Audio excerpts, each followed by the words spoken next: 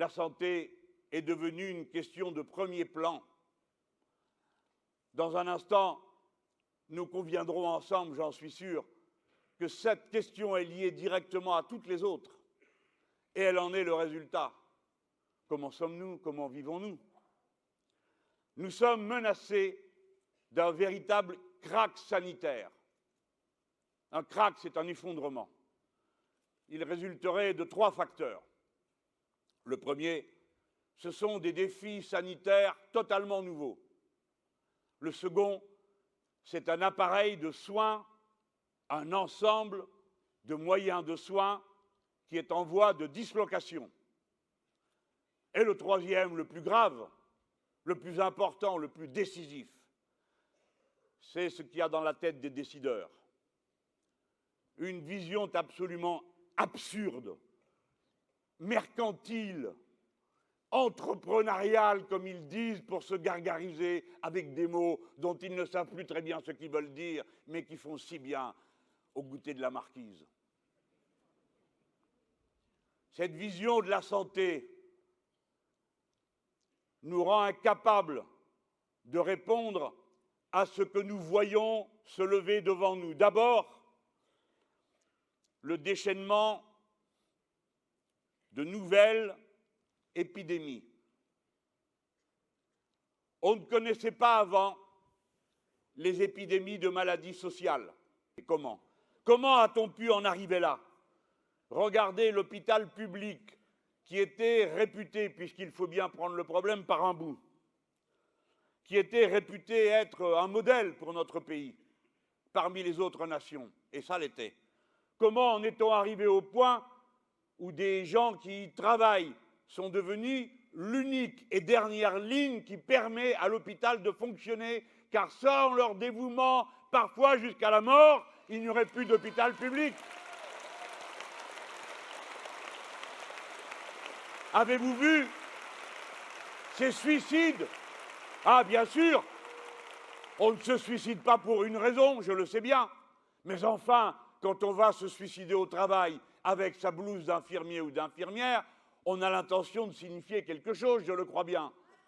Et de la même manière, vous avez vu tous les situations qui prévalent aux urgences. Comment en est-on arrivé là? Mais relocaliser, c'est se donner la bonne direction de travail. Mais mes amis, c'est exactement l'inverse de ce qui s'organise. Ce qui s'organise, c'est une concentration toujours plus grande, toujours plus dense vers des métropoles et vider le reste de population de façon à ce qu'on ait sous la main les consommateurs dont on a besoin et qui puissent le plus rapidement possible se trouver près des rayons de distribution et d'achat. Voilà leur logique de vie. Voilà pourquoi ils ont tout détruit. Relocaliser. Tout à l'heure, j'ai évoqué, je veux que ce procès soit mené devant vous jusqu'au bout. Tout à l'heure, j'ai évoqué la pensée absurde de ceux qui prétendent organiser l'hôpital comme une entreprise. Ce qui prouve bien que nombre d'entre eux n'y ont jamais mis les pieds dans une entreprise. Car ils sauraient que les règles qui y prévalent n'ont rien à voir avec celles qu'on peut mettre en œuvre pour s'occuper de gens en extrême détresse, parce que quand on est malade et qu'on est à l'hôpital, ce n'est pas le moment où on est le plus flambard, tout le monde le sait. Mais regardez ces inventions tordues, d'esprits dérangés, qui, n'ayant rien vu du tout, ne voient que la partie, et la gèrent à propos de malades, comme ils feraient avec une collection de pots de confiture, ou de sacs à clous, ou que sais-je encore. Ils ont inventé pour surveiller tout le monde, car comme vous le savez, le libéralisme c'est la liberté, tandis que nous c'est l'oppression. Le libéralisme c'est la liberté de remplir du matin au soir des papiers pour vérifier que vous avez bien fait ce qui était prévu. Il y a des tas de gens qui passent un temps considérable à remplir des papiers et à marquer des croix et des colonnes dans toutes sortes de formulaires. Et qui aimeraient mieux faire leur métier que de faire ça. La bureaucratie libérale, le contrôle permanent, la surveillance jusqu'au détail. Nous n'acceptons pas qu'on continue à se comporter comme on le fait, notamment avec la recherche fondamentale.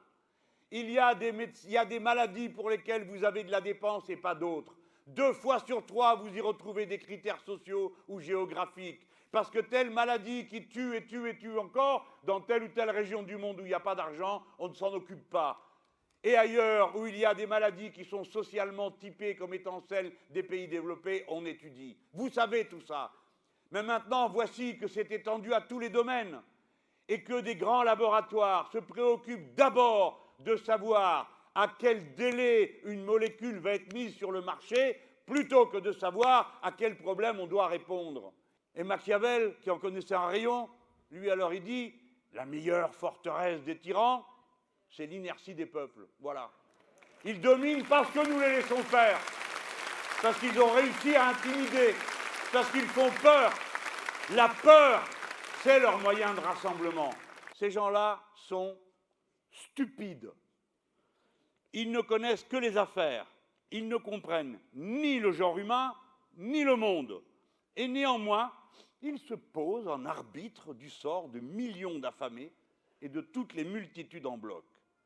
L'histoire un jour se paiera à leurs dépens un immense éclat de rire.